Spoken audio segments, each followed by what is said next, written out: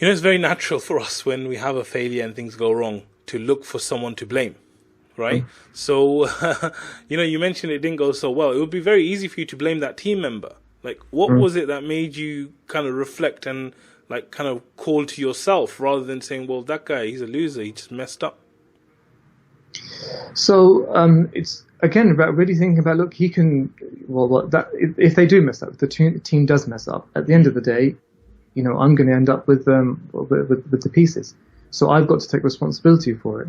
I remember this, something my driving instructor told me many years ago. He goes, if you have an accident, or if you're involved in an accident, it doesn't matter whose fault it is at the end of the day. Both of your cars are going to be, in a bad state, or you might be in a bad state. So the issue is avoid the accident in the first place. Take responsibility for it. Do what you can to avoid it, even if you think the other person is more prone to making it happen. So, and that's really what it was about. It doesn't matter about where the responsibility. It doesn't matter about the specifics of the mistake. It's really about me taking the steps to make sure that this doesn't happen again. And that's really firmly in my hands and my influence. So where does this sense of responsibility come from? Because surely it didn't come at the time when the employee kind of messed up, right? It's something deeper from before. So where does it come from? Yeah, so if you go like really deep, which is what I have to do sometimes, as you veer off the path, things happen, day-to-day business, that kind of thing, or you get distracted over time, life kicks in. So you have to have a way to extract yourself out of that situation and then realign yourself. So for me, I have my why, and my why is what I turn back to each and every time to try and make sure that I go back to where I should be to realign. My why is very personal, and I have, like, as I say, if your why doesn't make you cry, then it's not a why. It should really go to that emotional deep level, and it should transcend this world. Ideally, as a Muslim, it shouldn't be related to just this world. It should be something that really relates to your position in front of Allah Azza wa Jalla in the Akhirah, and so that's what I go back to, to try and make sure that we realign. So I'm not going to ask you your why, because you just said it's very personal, right? But tell me, how did you discover your why?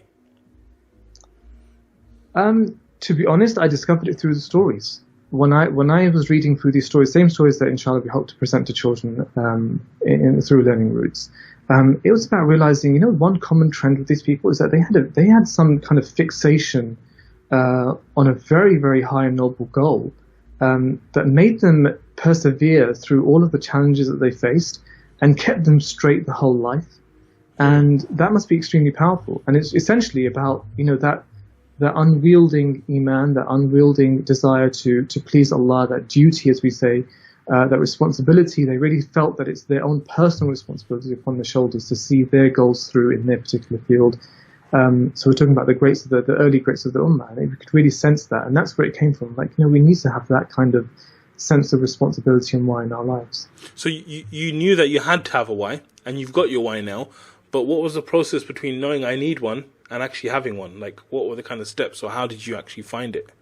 It doesn't come quickly.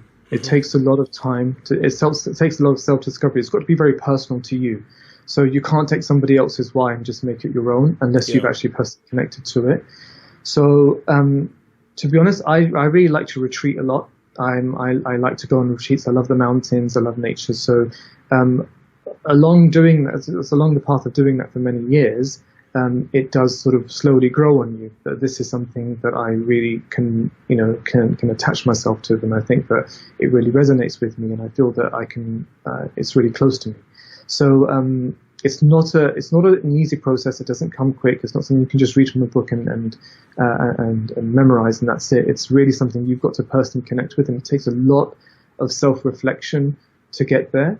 And then over time, you'll see whether it stands the test of time or not. So if you come up with a why, and then when you're in trouble, you go back to the why and you say, okay, do I connect with that now? And if you don't, then maybe it's not your why. It's something you've got to really, really hone, and it's not something that comes easily, for sure.